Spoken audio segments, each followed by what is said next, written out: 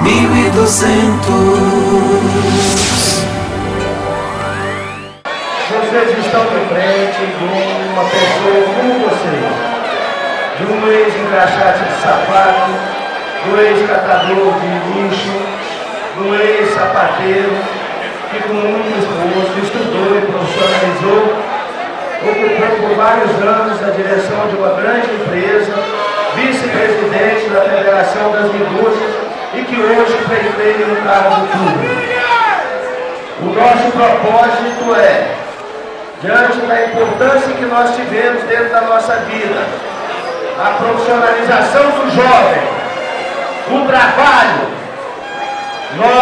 nós adotamos, inserimos no quadro do PDT com o objetivo de transformar o quadro do nosso Estado, com a criação de escolas profissionalizantes, a retirada do jovem que está na rua, exposto à criminalidade, à traficância e ao vício.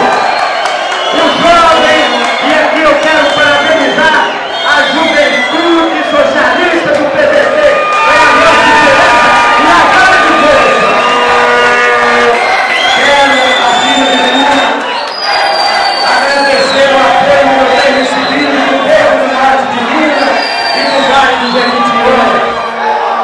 Quero parabenizar o povo brasileiro e o povo mineiro pela persistência, insistência em excluir no quadro político todos aqueles que têm a ficha suja.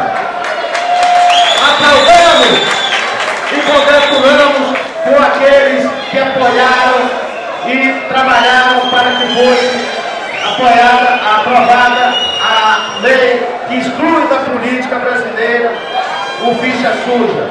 Quero desejar a todos os candidatos do PDT uma campanha com respeito e muita fraternidade. E vamos lutar, como já foi dito aqui, vamos elevar o PDT em todos os cantos de Minas Gerais. Vamos fazer do PDT um partido forte. Vamos fazer do PDT um partido da maioria. Muito obrigado. Vamos com todos vocês na nossa caminhada. Muito obrigado. A palavra é aqui. 1200.